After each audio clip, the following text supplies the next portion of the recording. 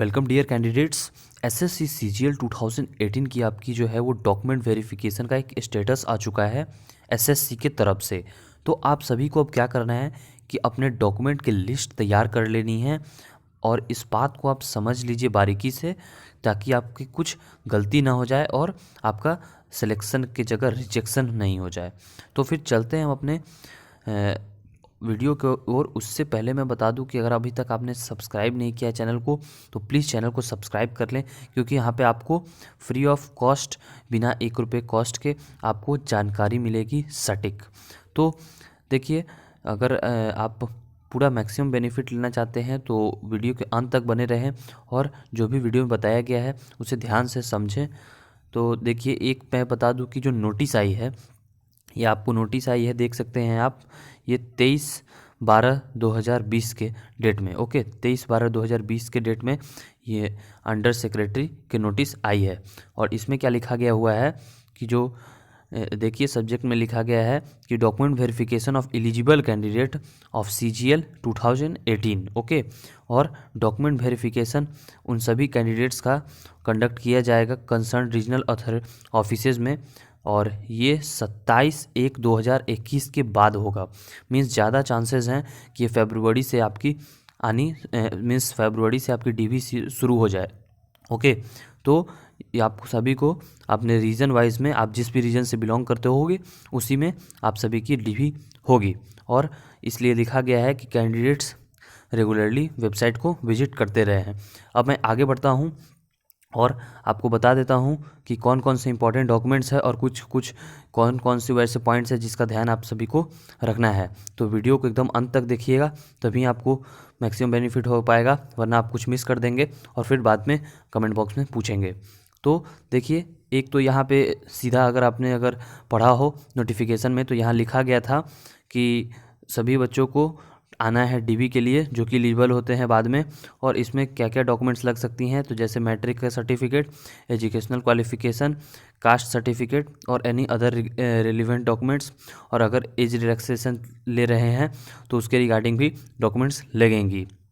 उसके साथ साथ आप सभी को अपनी, यहाँ पे देखिए बहुत बारीकी से लिखा गया हुआ है कि आपको अपना original documents in original for verification at time of document verification. Means आप सभी को ओरिजिनल डॉक्यूमेंट्स ले जाने हैं, ओके। और कोई आप लोगों को डुप्लीकेट नहीं ले जाना है, वरना आपका कैंडिडेटर रद्द कर दिया जाएगा और फिर आप नौकरी नहीं ले पाएंगे। तो अब चलते हैं कि क्या क्या ऐसे डॉक्यूमेंट हैं। तो रीसेंट फ़ोटोग्राफ हो गई, ओके, रीसेंट फ़ोटोग्राफ आप सभी को ले जाने हैं। और तो फर्स्ट ऑफ ऑल आप सभी को रीसेंट फ़ोटोग्राफ ले जाने हैं।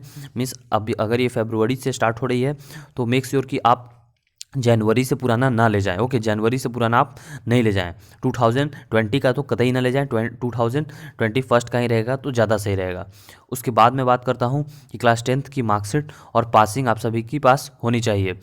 अगर मार्कशीट है, पासिंग नहीं है तब भी चलेगा, लेकिन पहले पासिंग भी दिया जाता था, तो मेक श्योर कि आप दोनों हो तो आप ले जाएं, वो ज़्यादा सही है। उसके बाद क्लास 12th की भी सेम चीज़, क्लास 12th की भी मार्कशीट और पासिंग दोनों मिलती थी, तो भी आप इस दोनों की भी अगर आपके पास हो तो आप ज़रूर ले जाएं। अब उसके बाद मैं बात करता हूँ ग्रेजुएशन की, बहुत इंपॉर्टेंट, बहुत इंपॉर्टेंट ग्रेजुएशन की पासिंग सर्टिफिकेट, वो भी इस 4/6/2018 तक की होनी चाहिए। मीन्स इससे पहले की होनी चाहिए। एक सर हैं जो कि यूट्यूब पे पढ़ाते हैं, तो I would not like to disclose his name. तो उनका रिजेक्शन हो गया था, जो कि 2017 वाले में, ओके, 2017 की जो डीवी हुई थी तो उसमें उनका रिजेक्शन हो गया था, बस इस वजह से क्योंकि उनके पास जो सर्टिफिकेट मांगा गया था वो 9 दिन बाद का था, ओके, 9 दिन बाद का था। तो इसको मैं थोड़ा और एक्सप्लेन कर देना चाहूँगा कि देखिए, सपोज कीजिए कि जैसे ये आपको अगर लिखा गया ड्यू डेट 01/08 और ये 2017, उसमें 17 की बात कर रहा हूँ मैं, तो 17 सपोज की ये ड्यू डेट थी। और उन सर की क्या थी कि उनकी जो सर मार्क्स थी, सॉरी जो सर्टिफिकेट थी, पासिंग सर्टिफिकेट ग्रेजुएशन की, वो 09/08/2017 थी।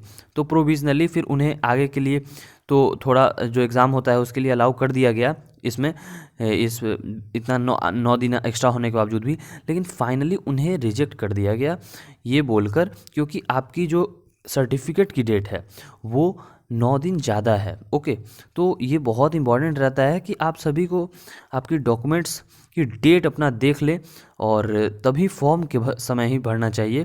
फ़िलहाल अगर आपने भर दिया है तो भी कोई बात नहीं, लेकिन अभी एक बार चीज़ आप लोग अपना मिला ले। ओके, जो सर्टिफिकेट हो जिस पे डेट लिखा हो पासिंग वाला, तो वो सर्टिफिकेट के नीचे डेट भी लिखा रहता है, तो ये डेट आप लोग ध्यान से देख ले अपना।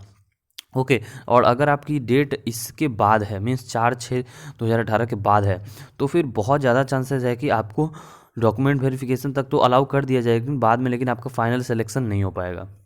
उसके बाद में बात करता हूँ यहाँ पे एज लिमिट। एज लिमिट बहुत बहुत इंपॉर्टेंट है।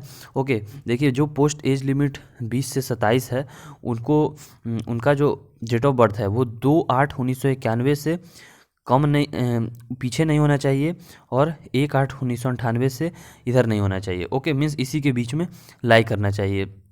उसके बाद कुछ पोस्ट हैं जिसमें एज लिमिट जो कि 18 से 27 है। ओके, सॉरी, पहले वाले में 20 से 27 है, दूसरे वाले में जो 18 से 27 है उसमें 1991 से 2000 तक चलेगा। ओके, वो सभी पोस्ट जिसमें एज लिमिट 20 से 30 तक है उसमें 2/8/1988 से लेके 1/8/1998 तक चलेगी।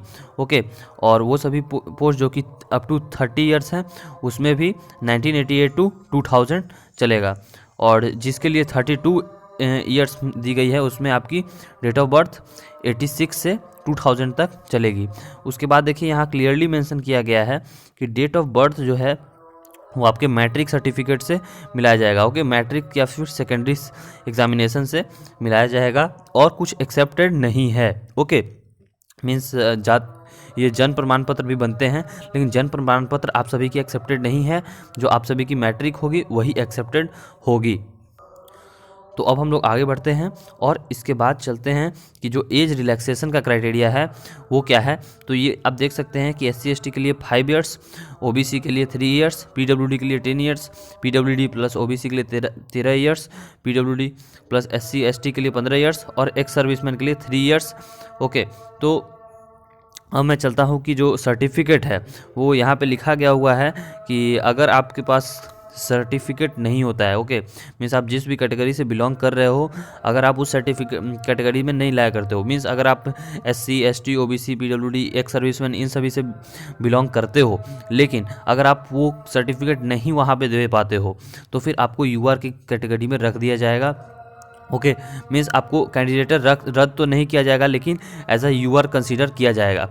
और जिन भी कैंडिडेट्स का सपोज कीजिए कि उनका अगर मार्क्स जो है वो अगर OBC से हैं, तो OBC से अगर उनका क्वालिफाई हो रहा है, ओके, अगर OBC से क्वालिफाई कर रहे हैं, तो फिर वो उन्हें जब UR में कन्वर्ट किया जाएगा, तो फिर वो जाहिर सी बात है कि अगर सिर्फ OBC से ही कर रहे होंगे तो UR से फिर वो नहीं क्वालिफाई कर पाएंगे। तो उस केस में आपको एक तरह से समझिए UR में तो कर दिया गया, लेकिन फाइनल मेरिट लिस्ट आपकी बनने वाली नहीं है।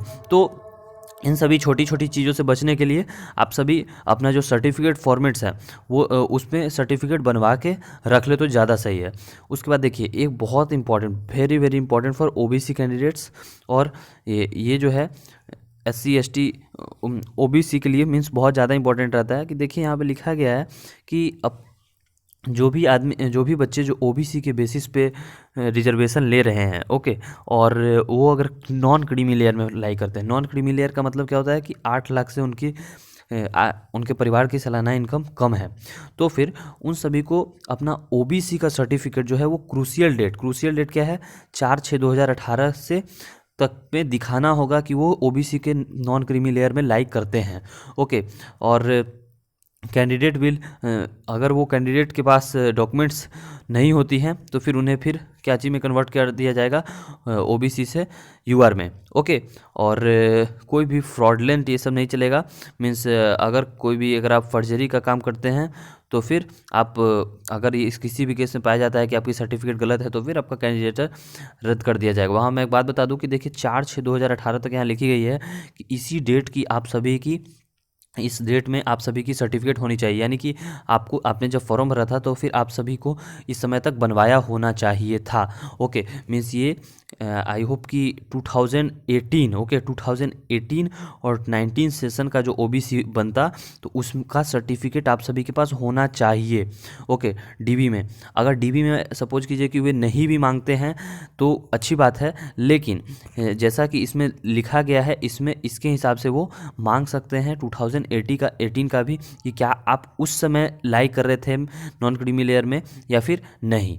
मीन्स अगर आपके पास नहीं होगा सर्टिफिकेट, मीन्स हो सकता है कि आप लाइक कर रहे होंगे और फिर भी आपने जो है वो ओबीसी के पर आपने सीट ली है। तो इसलिए ये बहुत इंपॉर्टेंट है कि 2018-19 का भी आपके पास सर्टिफिकेट होना चाहिए ओबीसी का, और अगर है तो अच्छी बात है। और अगर आपके पास 2018-19 की 2018-19 की आपके पास सर्टिफिकेट नहीं है तो फिर आपको क्या करना है कि एज सुन एज पॉसिबल आप सभी को अपनी सर्टिफिकेट ओबीसी की बनवा लेनी है। ओके, अब देखिए ये चूँकि फरवरी में हो रही है और फरवरी में आप सभी अगर बनवाएंगे भी तो वो बस 1 महीने के लिए वैलिड रहेगा। ओके, 1 मंथ के लिए वैलिड रहेगा, लेकिन यहाँ पे डेट मेंशन कर दी गई है तो फिर भी आप सभी थोड़ा सा जॉब की बात है तो फिर आप रिस्क ले और थोड़ा पैसा खर्च करके फिर से एक बार हो सके तो बनवा ले, जितने भी ओबीसी कैंडिडेट्स देख रहे हैं वो सभी। ओके, उसके बाद एक आईडी प्रूफ लगती है, आधार कार्ड पैन कार्ड सब कुछ चलता है, वो उसका ड्राइविंग लाइसेंस ये सभी भी चलता है, और एक self attested copy. Okay, self attested copy जो कि आप सभी को अपनी ले जानी है। यूजुअली ऐसा कहा जाता है कि बस आप सभी को अपना ओरिजिनल ले जाना है और वहाँ पे बस वो लोग चेक कर लेते हैं। जी नहीं, चेक नहीं करते हैं, सेल्फ अटेस्टेड कॉपी भी आप सभी की लेते हैं। तो सेल्फ अटेस्टेड कॉपी भी मीन्स फ़ोटो कॉपी आप लोग ले जाना ना भूलें। फ़ोटो कॉपी यहाँ से 2-2 सेट करके ले जाए और वहाँ पर आप सभी को क्या करना होगा, बस इसे 2 सेट में से 1 सेट उन्हें दे देना है, वहाँ पे अपना साइन करके सेल्फ अटेस्टेड साइन करके और डेट लिख के दे देना है। तो आई होप कि आपको जानकारी समझ में आ गई होगी। तो प्लीज़ चैनल को ज़रूर सब्सक्राइब करें और आपकी कोई भी कमेंट आती है तो फिर कमेंट बॉक्स में ज़रूर पूछ लें। तो यहाँ पे आपको एसएससी, सीएचएसएल और एमटीएस के रिगार्डिंग जानकारी मिलती रहेगी। तो वीडियो देखने के लिए धन्यवाद। Have an awesome day.